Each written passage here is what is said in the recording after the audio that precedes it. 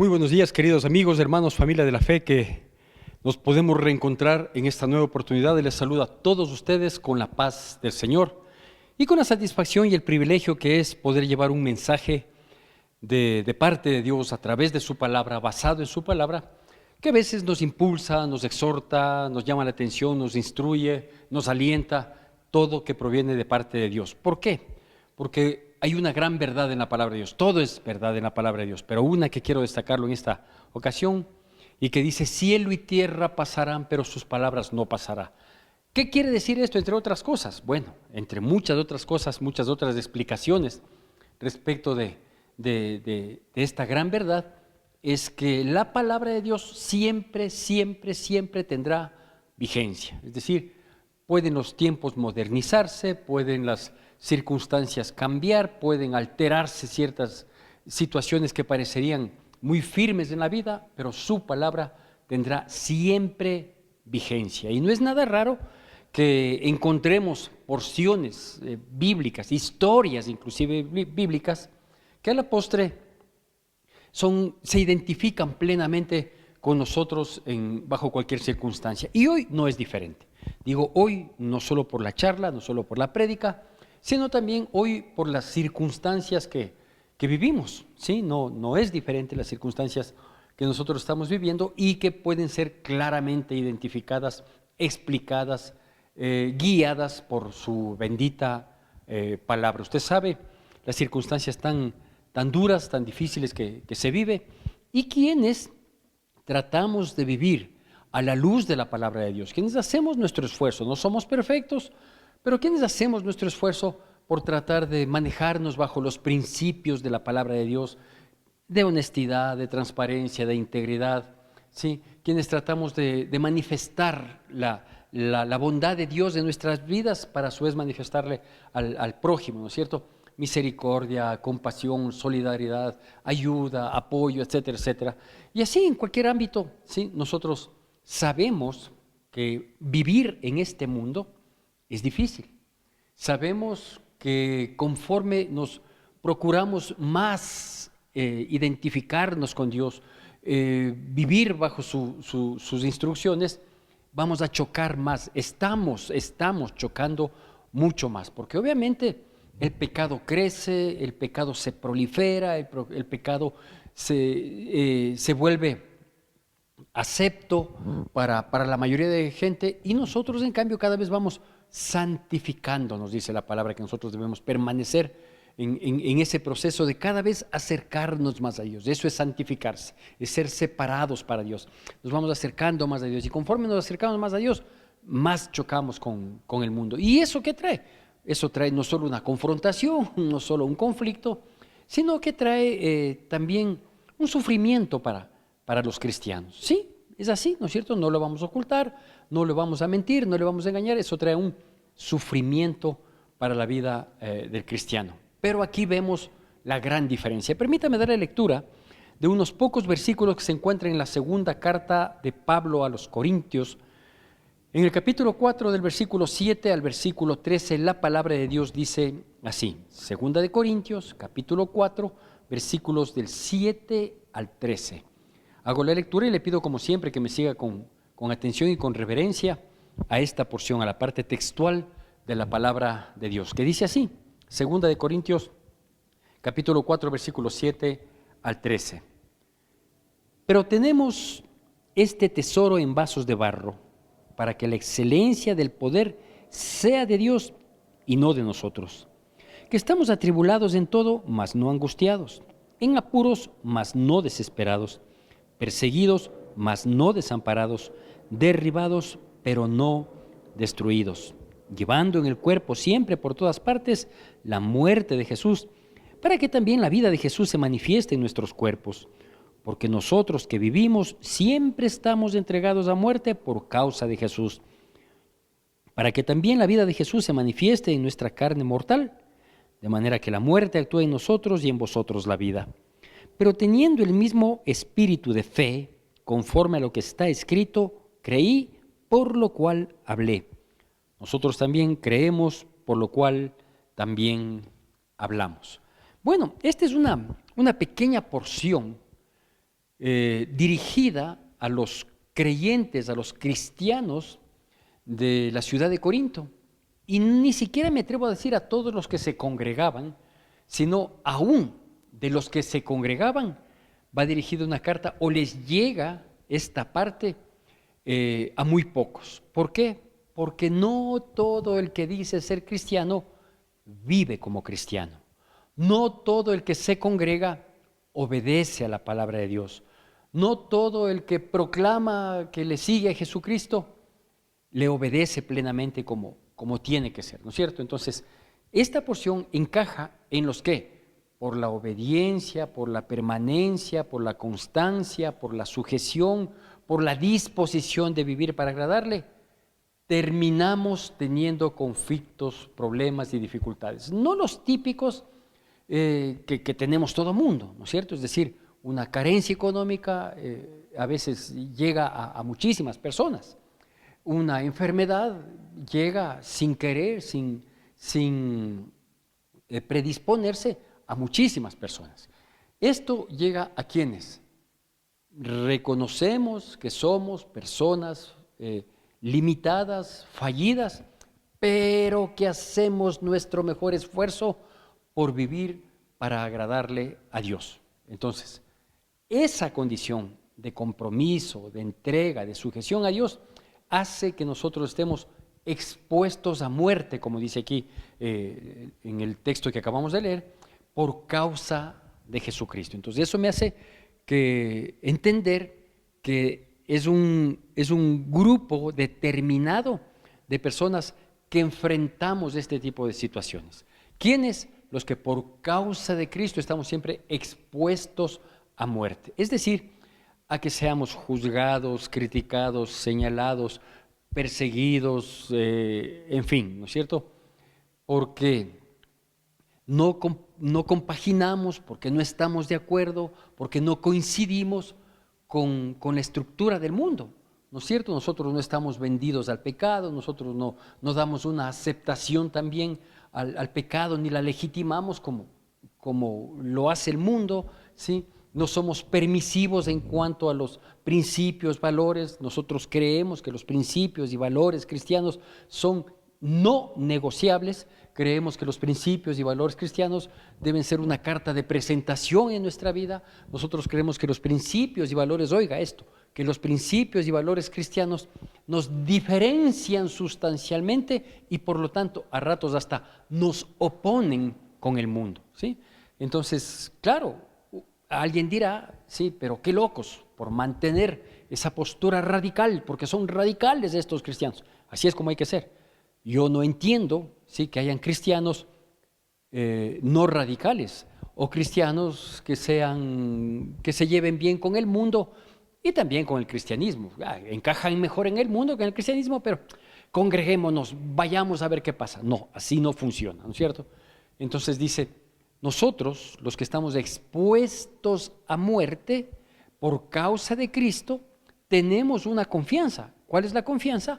La confianza de que también Cristo se va a manifestar en nosotros, en esta carne, dice, ¿no? En este cuerpo mortal. ¿En qué sentido se va a manifestar? En que nosotros vamos a tener la capacidad de dejarnos formar y de soportar lo que tengamos que soportar para ser transformados a la imagen de Dios, ¿sí? Bueno, una persona no puede llegar a ser un cristiano, una cristiana, si no ha sufrido un proceso de transformación, si no ha tenido esta transición, ¿sí?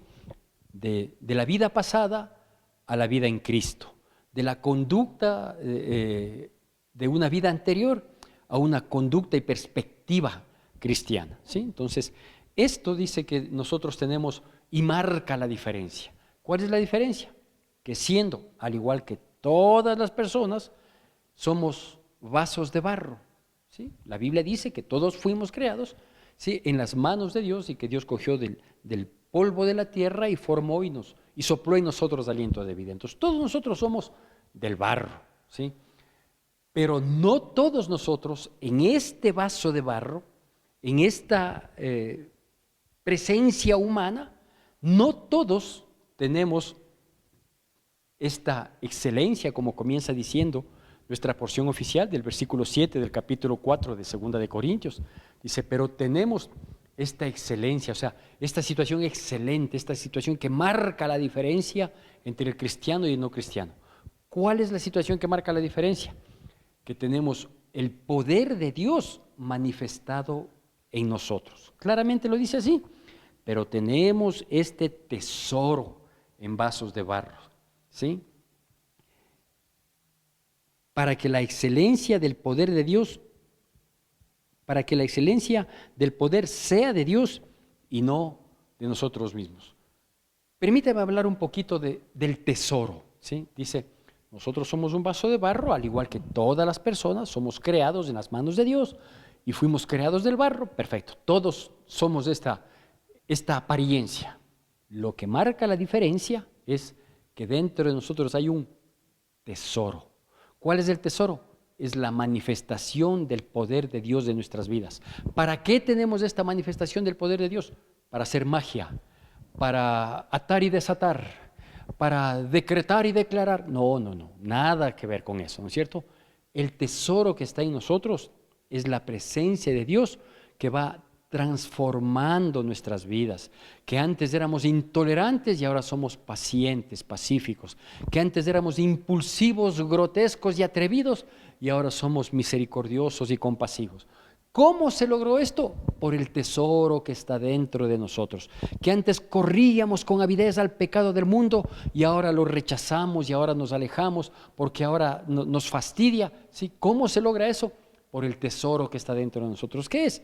Que es la presencia de Dios en la vida del cristiano. Insisto, el poder de Dios manifestado en nuestras vidas, no para aparentar, ni tampoco para lograr grandes cosas. Yo digo esto y sucede, o yo estoy en tal nivel espiritual, o yo tengo experiencias extrasensoriales. Nada que ver. Fábulas, mentiras, engaños, fantasías, ilusiones que nada tienen que ver con la relación con Dios. ¿Sabe qué sí tiene que ver con la relación con Dios? Que si efectivamente yo me declaro un vaso de barro, que acepto la presencia de Dios en mi vida, ese tesoro, porque Él es el que vale en mí. Yo por mí mismo no valgo nada, yo soy despreciable, mis obras son trapos de inmundicia, pero Él en mi vida hace que mi vida tenga un valor, un cambio, y que a mí me permite aferrarme a Dios, sostenerme en Dios, soportar las circunstancias de la vida.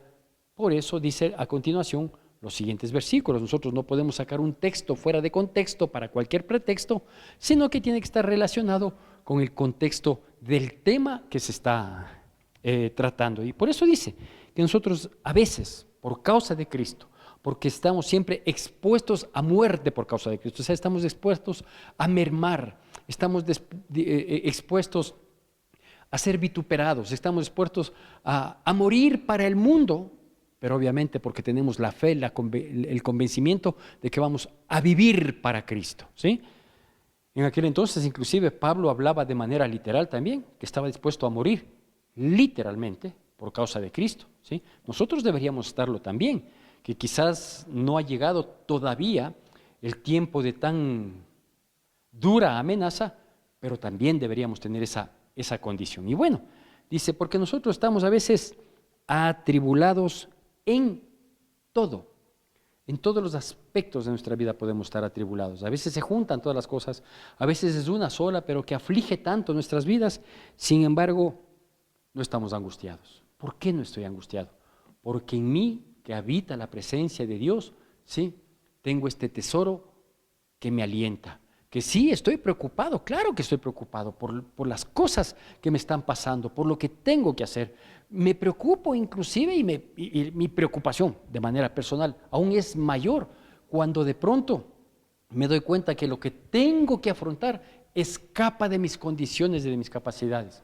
Dice, pero estamos tranquilos, estamos atribulados, pero no estamos angustiados. Estamos a veces en apuros, mas no desesperados. Pregúnteme a mí hoy en día, ¿sí? Que si tengo apuro y prisa porque salgan ciertas situaciones, porque llegue el milagro, porque se me dé una respuesta, pero no estoy desesperado. ¿Por qué? Porque yo sé que Dios no tarda. También sé que Dios no es desocupado para adelantarse, pero también sé que Dios no tarda para mostrar el milagro que salvará la situación, ¿sí? Dice, estamos perseguidos, mas no desamparados, y obviamente la iglesia en aquel entonces tome en cuenta y revise un poquito la historia de Nerón, ¿sí? Que fue un perseguidor terrible, criminal, en contra de sus enemigos y en contra del cristianismo, ¿sí? Estamos perseguidos, mas no desamparados, dice, derribados, pero no destruidos. Imagínense. Ahora, todas estas circunstancias que nos hablan de dificultad, de problema, de adversidad, y que dice, bueno, estamos en esa condición, pero no del todo acabados, también habla de situaciones como esta, ¿no?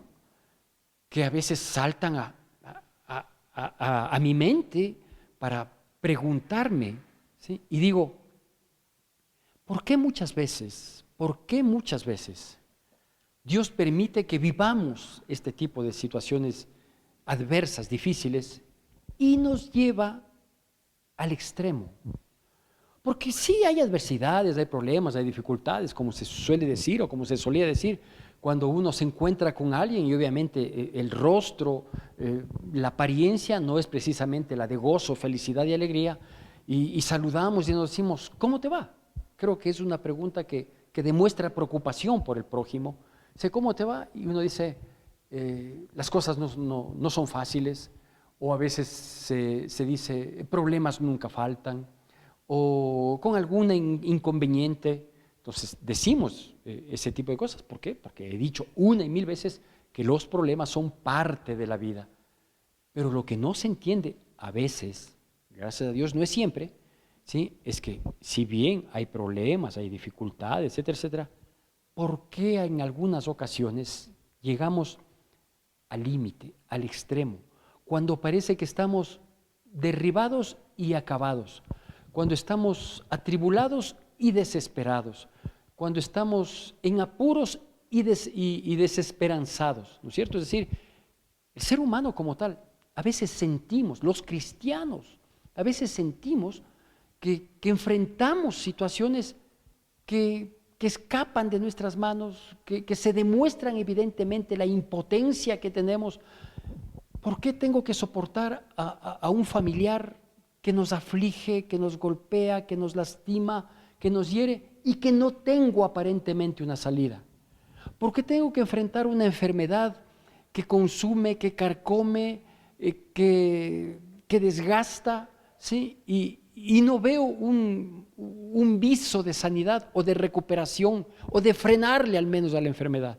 Ahora hay tantas enfermedades y se ha proliferado tantas esas enfermedades catastróficas como se las conoce, ¿sí? Y que avanzan y avanzan, y entre esos estamos los cristianos, que estamos expuestos a ese tipo de cosas.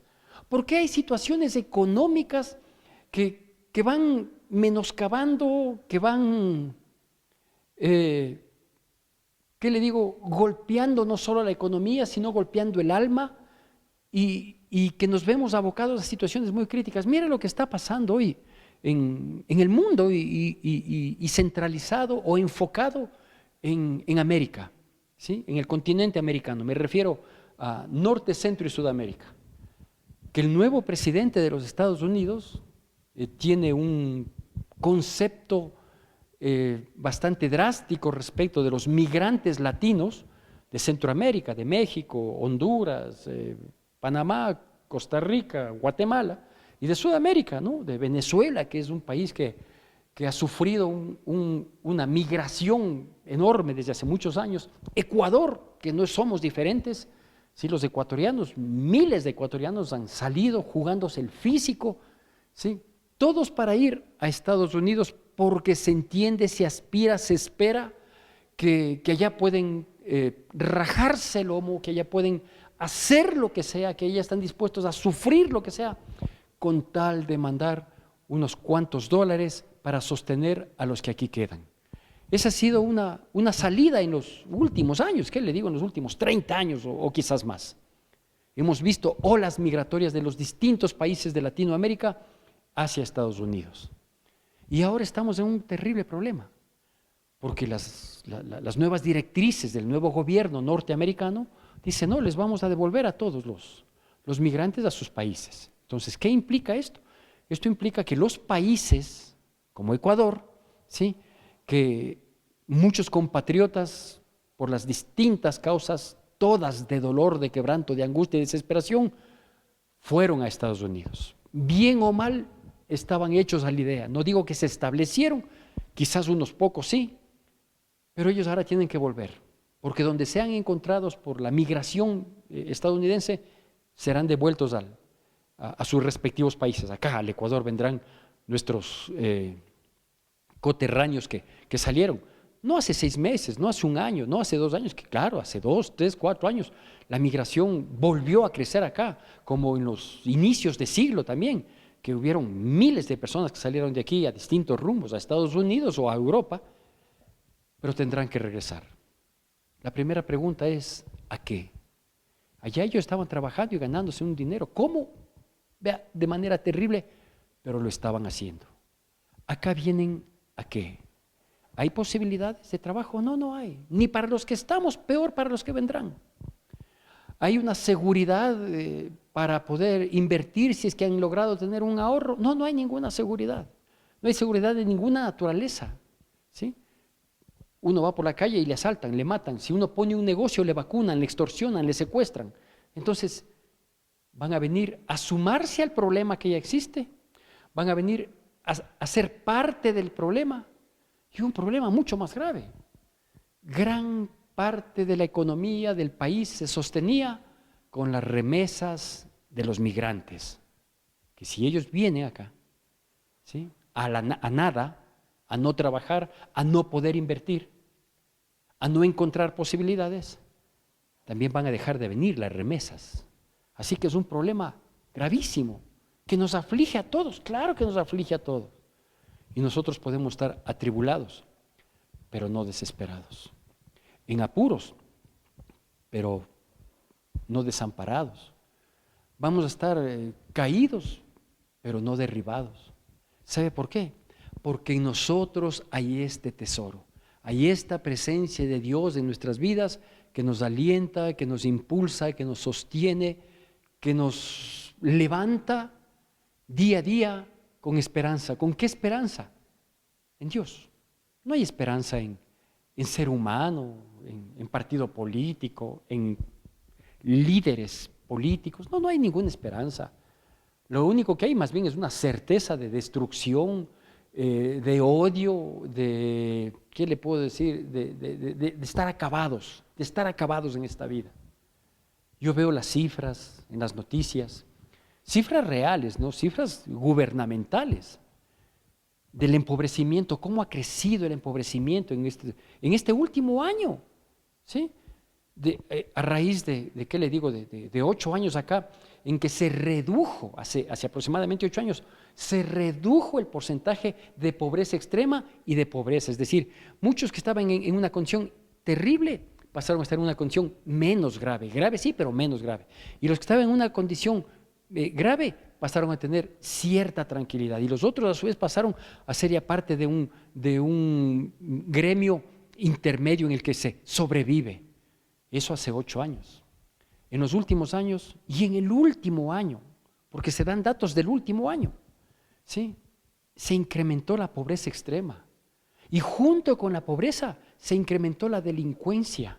¿Por qué? Porque la delincuencia es una empresa multimillonaria que acaba a quienes se suman, ¿sí?, porque no hay otra posibilidad, no hay posibilidad de estudio, no hay posibilidad de trabajo. Acá te ofrecen unos cuantos dólares. Si es que te vuelves un sicario, si es que te vuelves un criminal, si es que te vuelves un vendedor de droga, y obviamente la delincuencia crece. ¿Qué podemos decir nosotros? ¿Estamos acabados? No, estamos atribulados, pero no estamos destruidos, no estamos acabados, porque tenemos un tesoro en nuestras vidas, que es la presencia de Dios, que es su palabra, que son sus promesas latentes en nuestras vidas. Y por eso dice, ya para ir terminando, dice, creí, por lo cual hablé. ¿Por qué yo hablo estas palabras? Porque yo creo en Dios, Porque yo creo que a pesar de todo lo difícil, de todo lo crítico, de todo lo espantoso que se presenta en todos los panoramas, en Colombia, en Venezuela, en Ecuador, en los países de Centroamérica, en México, en todos los países hay esta situación que espanta, que angustia y que ya es una realidad, porque no es una amenaza, no. Los migrantes ya están siendo devueltos a sus propios territorios. Es triste, es angustioso, pero ¿sabe qué? Tenemos este tesoro en estos barros, en estos vasos de barro, para que la excelencia sea de Dios y no de nosotros, para que no digan, no, yo salí adelante por esto, no, yo logré esto, no, es Dios, porque si no es Él, no es nadie. Creí, por lo cual hablé. Estamos expuestos a muerte constantemente, diariamente, a ser juzgados, señalados, perseguidos, en fin. Pero ¿sabe qué? Tenemos esa confianza en Dios. ¿Cómo me permití llamarle a esta prédica? Bueno, para culminar, formados en las manos de Dios. Formados en las manos de Dios. Esto es vivir por fe. Es creerle a Dios. Aunque nuestros sentidos humanos, la vista, el oído, el tacto, el olfato, aún el gusto que tiene disgusto porque no hay el alimento, nos digan todo lo contrario, la fe en Dios es, yo le creo.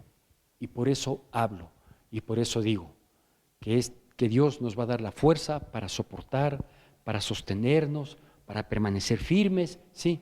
Y superar esta crisis terrible que la estamos viviendo y que se viene de peor manera. Firmes en Cristo, formados en sus manos somos formados, en sus manos somos sostenidos, en sus manos somos guardados y en sus manos estaremos seguros. Que Dios bendiga poderosamente nuestras vidas en Cristo Jesús. Quiero agradecer al único que siempre me amó, al que todo lo dio y hasta su hijo entregó para